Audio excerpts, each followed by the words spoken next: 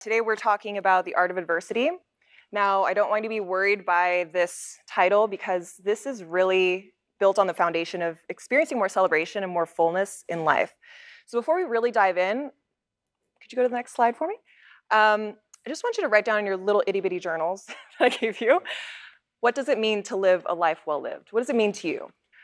This list here, I think, does a good job in generalizing what a life well lived could mean. You know, this fulfillment and sense of purpose, walking confidently into the world, feeling as if you know where you're going. You might not know what the destination is, but you know that every little, even mundane step forward is taking you to some sort of ideal that you hold very closely to you.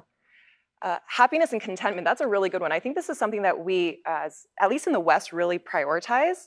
You know, when you think about getting in a relationship, a common thing is, I want to exist in this relationship to help my partner be happy. I want to be in a relationship to be happy and to be content. It's a really high vibing bit of energy that we want for ourselves.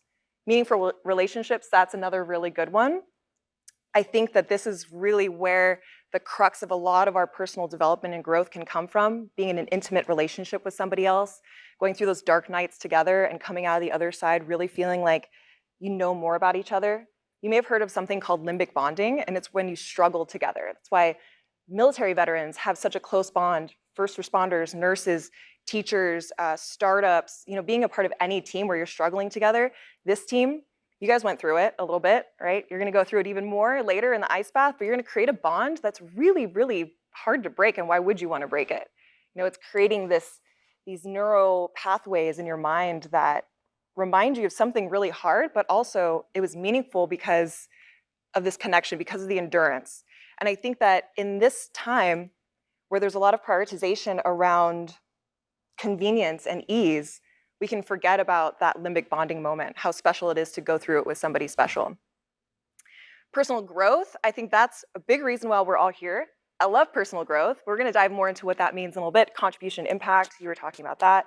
We are going to create an impact no matter what we do. Whether we're going out into the world and creating impact consciously, or we're subconsciously just floating through life, we're going to make a difference in some way. So why not do it purposefully? Why not do it in a way that is like you know what you're doing, you know the vibe of your body, you know the vibe of your spirit, and that every interaction, like you were mentioning, smile lady, which is, what's your name? Sorry. Mariana, great. Yeah, like her vibe, when I could tell when she walked into this room, she made me feel good, you know? I was nervous about this. I bombed a magic show when I was in the 4th grade, and public speaking is like still an issue. So when Mariana walked in, I was like, okay, fourth grader, you can take a seat. This is 36-year-old Jessica now.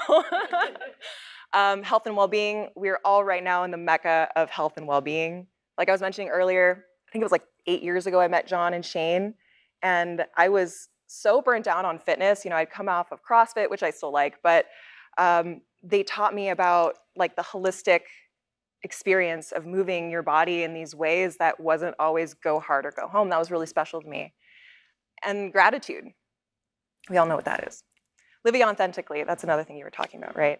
So this feeling that we can let our freak flags fly, we can be exactly who we are, and we find true belonging, which is different than fitting in, right? Belonging is people accepting you and wanting you to be exactly who you are. It's unity through diversity, which Onnit talks about often, which I think is just so fantastic.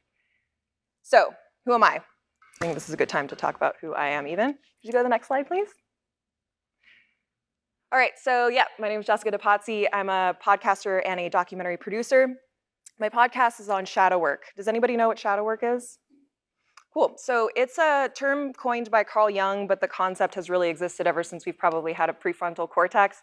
It's a study on what is pulling our strings subconsciously and having us move forward in life in certain kinds of ways. So the more we can understand what's happening in our subconscious, the more we can be more proactive in how we behave and how we think.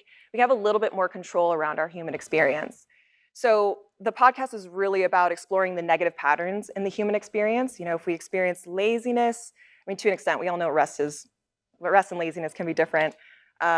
Indecisiveness or even arrogance. So I really focus in on these very specific archetypes of ways of being that we might not want to be, to find out, is there a purpose to that? Is there a purpose to your laziness? Where did that come come from throughout history and sociology and even different religions and whatnot. I'm also the producer of Dark Night of Our Soul. This is my latest project. Oh my God, it's so much work, but I love it so much. It's the evolutionary purpose, or documentary on the evolutionary purpose of trauma. And because we all have it, I know trauma is this word that's really dense, and so I'm probably going to say adversity from here on out. But trauma is really a break of trust. It's something that's happened sometime in our life, a moment in time, a series of moments in time, where it was too much, too soon for our nervous system, and we're just different on the other side of it. There's no need to identify with it. I'm not going to identify as a traumatized magician or anything, right? Like, this is just something. It can be remarkable, it can be unremarkable. And the breaking of trust, what I mean by that is we expect something to go a certain way. When your dad tells you, I'm going to pick you up from school on time, and he continues to not pick you up from school on time, you're like, man, I can't trust my dad. And then, can I trust anybody else? And can I trust myself? And sometimes these things that are just not interesting become a whole series of things that can affect you later on in life. And because that's true, because we all have our own traumas, whether they're big, remarkable things or little tiny things, we have to expect that there's some sort of evolutionary reason that this happens to us. Now, we're talking about trauma here. I know this is a time for play and enjoyment, but that is really the point of this. Like, the point of the podcast, the point of the documentary really centers around something called post-traumatic growth. Post-traumatic growth is important to me because for some reason throughout my life, I was really interested in the dark side of humanity. And it's probably because up until 25, I was like a trial and error kind of gal. I just really put myself through it. I wanted to be who I thought I was, but I was kind of a weird little kid, and I didn't feel accepted. And then I started to create these thought forms around being weird and being like, I'm never going to be a part of the group. So I started to create these personas and these masks, and I wanted to be this charming, gregarious person that I thought I was, but this idea of me just not fitting in was so strong in me that other people bought into it too. And so there's this whole confusing ecosystem. And I think a lot of us have experienced that, just not feeling like we fit in. Carl Jung, he has this quote that I'm going to butcher, but something like, the first half of your life, you use it to develop a healthy ego, right? That's what I was doing, creating these masks, creating these personas to try to find my place in the world, to try to find all those things that was on that previous list, the belonging, the meaningful relationships. I thought I had to change myself to be that. And it took a few rock bottoms before I finally realized the second half of his quote, which was, you spend the next half of your life then turning inward and breaking free of that ego. And so once I finally started that process of turning inward, and it's clearly still a work in progress, I realized that that first part of my life is really meaningful. Identifying the haves and have-nots, feeling like I really, almost to a detriment, felt for the outsiders, because I felt like such an outsider myself. And so with all of that, there had to be something that I pulled from that, because it was pulling at my heartstrings so much. I just wanted to understand, where does the darkness come from? Where does the loneliness come from? Where does that feeling of disconnection come from? How can we be in a whole room of people and feel like we're all alone and feel so self-conscious? So fast forward a little bit more, I met my husband, and he is a retired Special Forces sniper. And he left the military, and basically they were like, okay, congratulations, Jeff, you are going to get the full PTSD package. We don't even need to do any testing because it's pretty clear you've been in the military for 15 years. Traumatic brain injury, here you go, congratulations, here's some resources, here's some money, and that's that. Now, being the people that we were, we just could not accept that PTSD was the only result that could come from this long time in the service, because what was also true was, yes, he did have some very severe, and does still have some very severe emotional ups and downs, hair trigger anger, a lot of things that are pretty hard to deal with. But also what's true is that he's a much wiser man on the other side of it. He's a much stronger man emotionally, even though there's a lot of this fluctuation from brain injuries. He just cares more about people. He cares more about himself. He understands his values in a way that he never did when he joined the military when he was a young man. He has more of a spiritual connection in a way that he never could have imagined having before he went through all of that. And so that's when we discovered post-traumatic growth as a scientific name for the other side of the coin of going through a traumatic event or adversity that is enough to shake you up. All of these things, we saw on that previous list. This is really like the transformational process. To go through something difficult is how we bring these gifts back into our ordinary world. Post-traumatic growth and PTSD were named around the same time in the late 70s or so by a couple of researchers, Dr. Tedeschi and Richard Calhoun.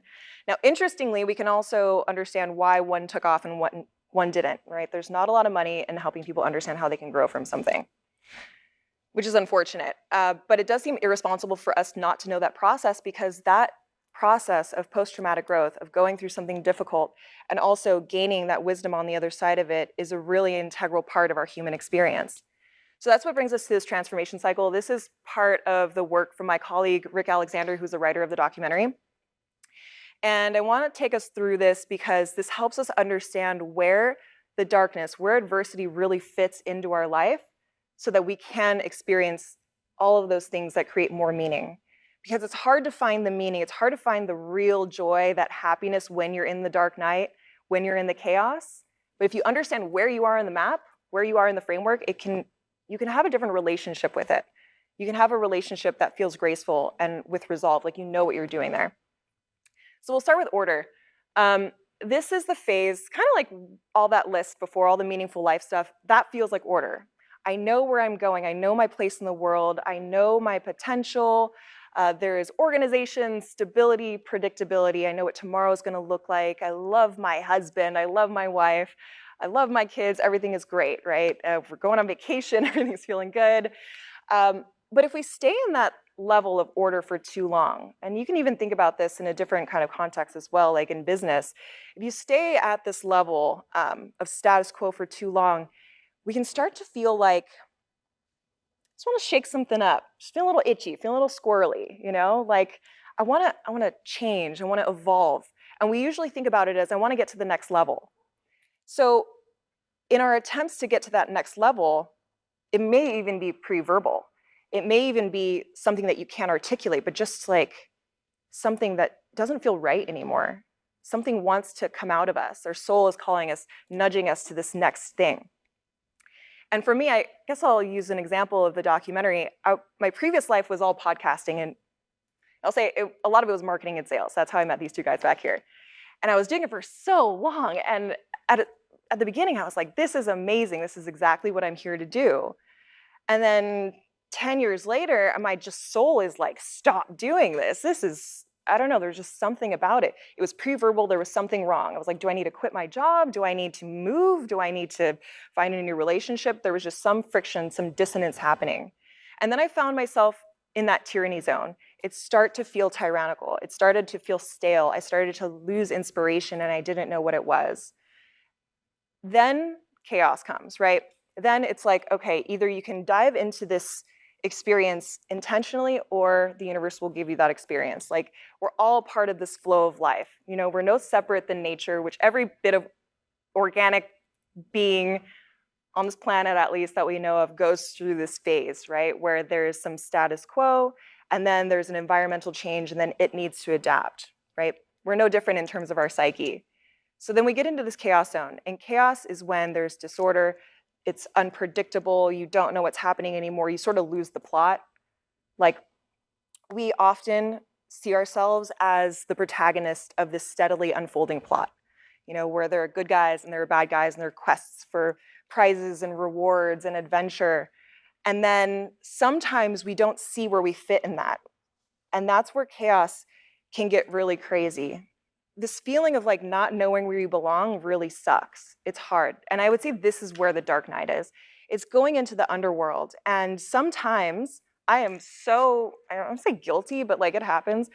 I'm guilty of this. This is where I want to start making a plan. I'm like, okay, everything feels out of control. I start looking at my finances. I start cleaning my house. I like try to do anything possible. I start calling people like, hey, are you looking for work or anything like that? I'm trying to make a plan, but because my emotions and everything is swirling around in this state of disorder, the only thing that's really going to result from that is just a plan that's rooted in this flavor of disorder and fear. How you plant the seed is how it grows, right?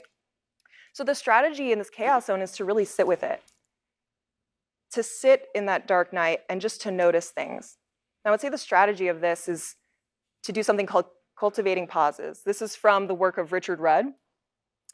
And it sounds really simple, but all it is just noticing. It's not meditation. It's something called contemplation. You're still thinking about things, but it's not focusing. Contemplation lies in the middle of meditation, where you clear your mind, you let it all go, you wash away all the stuff, and focusing, which is like concentration. Contemplation sort of bounces in between these things, where you're just noticing things, you're noticing what's coming up. And if you can notice things when you're in this chaos zone, and when you're in that adversity, and when you're in that ice bath, because you might be thinking, okay, strategies. I can get out of here. I can say I'm on my period. I can say like all of these things to get myself out of this. I could start crying. I can start doing all these things. But if you could just notice the thoughts that are coming up, this is where real wisdom is gained. This is where you'll find like some of the craziest stuff that are just hidden underneath your subconscious that could come out. It's an altered state, you know? It's like doing ayahuasca. I'm not even kidding you. You know, put yourself in a dark room for 2 hours and see what wisdom comes up. See what's really holding you back. And chaos only becomes order when the right kind of order extracts potential from it. So this is a really, really special moment when you're extracting the potential from the chaos. It's when you start to find your way back to the plot again. You start to realize that this reorientation to perhaps a new ideal, but maybe it's just a detour, maybe it's just something else that's taking you exactly where you wanted to go, and it's definitely not going the way that you expected it to, but the universe knows better, your higher self knows better, your body knows better than what our monkey brains try to put together in terms of plans. And then we can come back to order, right? So this is a really nice cycle to know about, because this right here, once we can understand this left side, yeah, that's when we can have more grace and equanimity in the adversity process. Okay, so because all of that can feel insane, we need something that can ground us, right? Sometimes it's religion, sometimes it's other things. But what religion and other things have in common is that it creates a foundation that, I'm hesitant to say the word unshakable because we're always going to feel shaken up, but it can give us an anchor. Values give us a language to build ourselves around. So we have an infinite number of decisions that we make every day. Or we have a specific number of decisions we make every day, but we have an infinite number of options, an incredible sea of options to make, whether it's what clothes we're putting on our bodies, whether it's the types of words that we're using with other people, whether it's, you know, what time we go to the gym, the job that we choose, what we eat. So how is it that we make these decisions? Like, there are just so many options. We would go crazy if we didn't have values. And whether you know exactly what your values are, or you've never thought about that question before, it doesn't matter. We all have values. And because the thing that we've chosen, like I've chosen these linen pants, and I wasn't like, what are my values? I'm going to choose my pants. I chose them because I've extracted some kind of value out of them. They're comfortable. They make me look kind of professional sometimes. It's a natural material. You know, these are just things that go on in my subconscious so fast that I don't have any like thought around it, but it's still there, it's still happening. Another thing is that they're hierarchical. So they're ranked as well in our psyches. And they have to be, because if we had all of our values and they were all the same, we'd be in the same position of just like not knowing what to choose, not knowing how to move through life, we'd be stuck. So there will be things that you value over other things. There are things that I feel like I should value, but I don't really. I feel like there are things that maybe I've been taught to value that I don't really. So at the top for me is love. And that's whatever's at your number one is the thing that you honor above all else. Below that might be like adventure or security, things like that, yeah.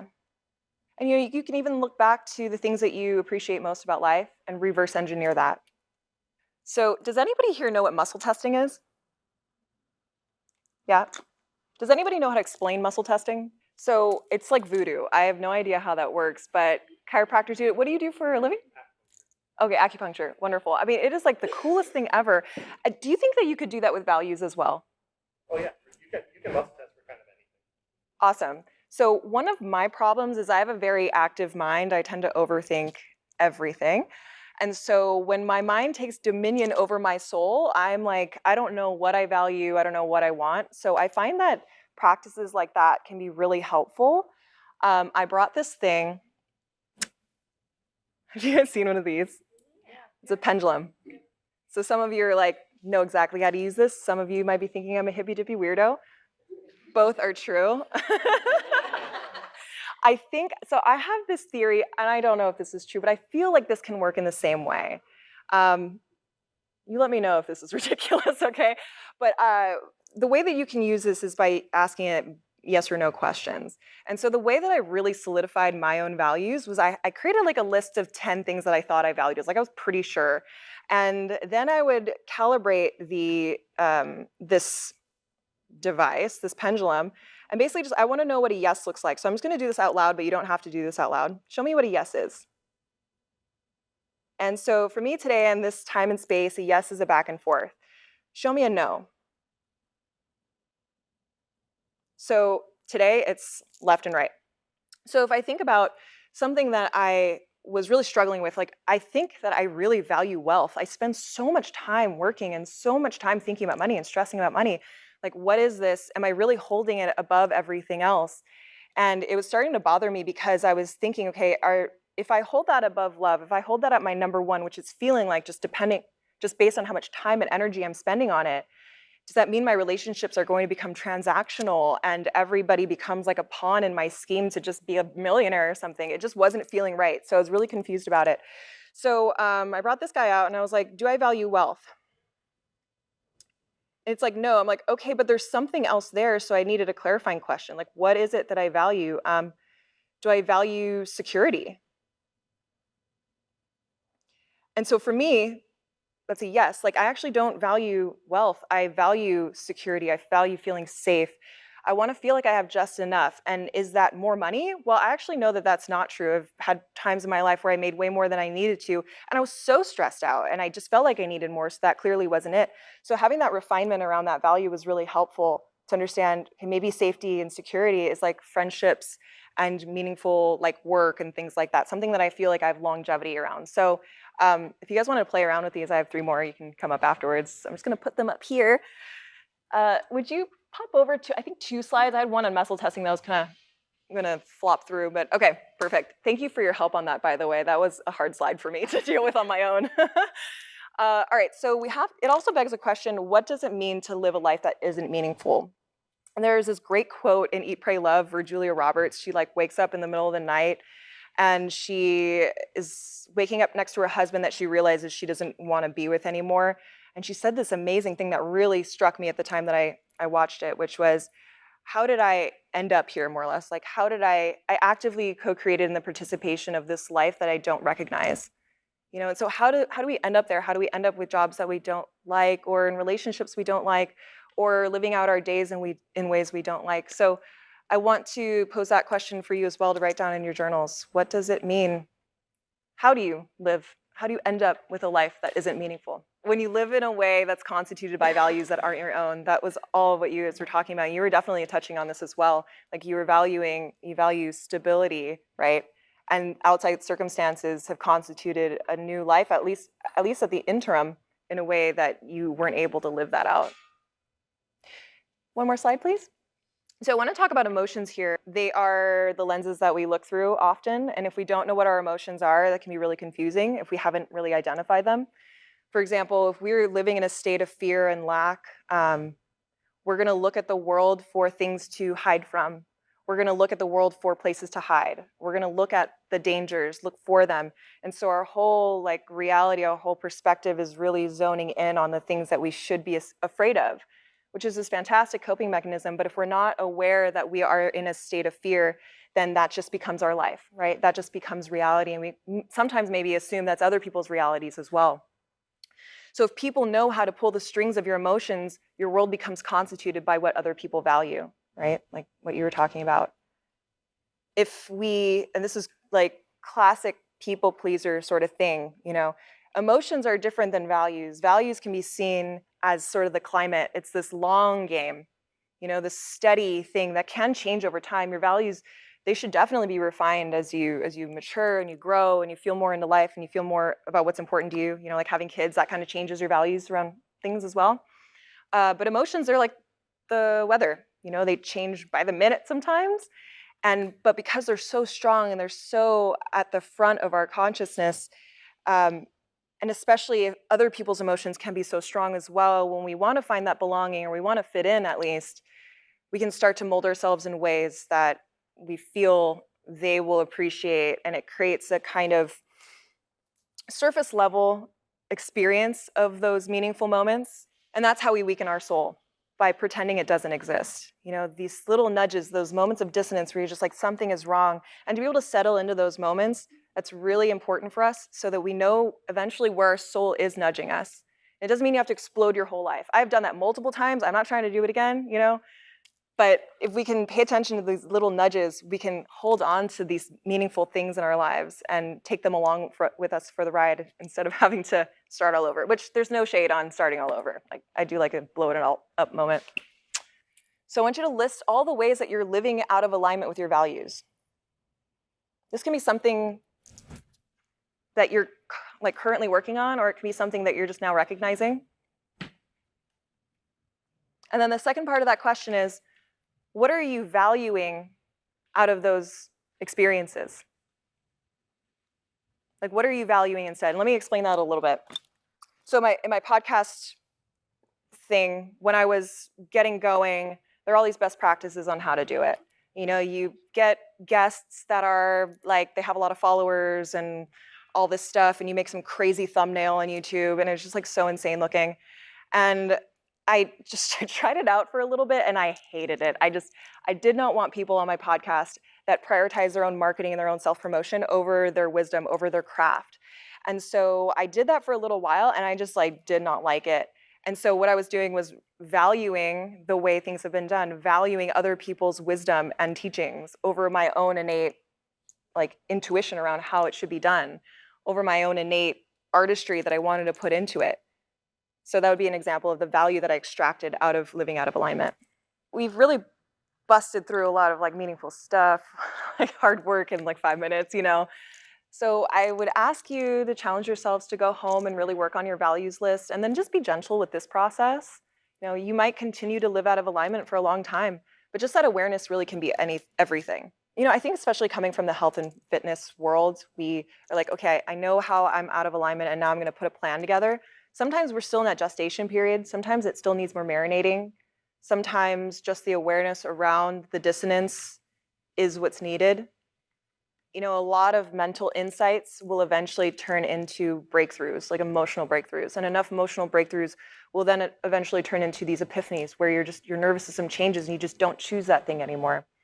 So it's awakening, this expansion of consciousness, this growth thing. Growth seems to not be what we thought it was, which is this linear progression, a climb towards heaven, achievement, success, constant happiness. It seems, based on our research with the documentary, that it's really a deepening into the human experience. It's really like being present with what's coming up for you and what's coming up around you. And that is also synonymous with an expansion of consciousness, which is a really loaded word. We hear it a lot, but I think it really deserves a little bit of definition around. My friend Rick has this great analogy for it. So we're all sitting in this gym here on the ground floor, and if we look around, we can see what's true for us. We can see this projector, you can see me, we can see each other, we can see this fan, we can see that there's stairs that lead up somewhere, we don't really know what's up there. All of this is true. But as we expand our consciousness and as we grow, we have more experiences. The more times we go through that transformation cycle, that's the purpose of that transformation cycle, right? It's to expand our consciousness. It's to expand our awareness. If we were to go outside and climb up the ladder and stand up on the top of the building, we can see what else is true. We can see the horizon. We can see people walking into the gym. We can see maybe the sky. We can see all these other things. And it doesn't mean that what we saw in this room isn't true, but it also means that there's a lot more things that are true. And so that to me is what growth really is. I really like that definition or that reframe around personal development, because sometimes it can feel like when we're having a bad day or our job isn't going well or a relationship is going through one of those really crunchy seasons, that there's regression. It's like I'm going back, like I'm losing all the stuff that I had strength around and that I powered through. It can feel really weird, but that's all part of that process, right? It's all part of that chaos and order sort of thing that's part of the human experience.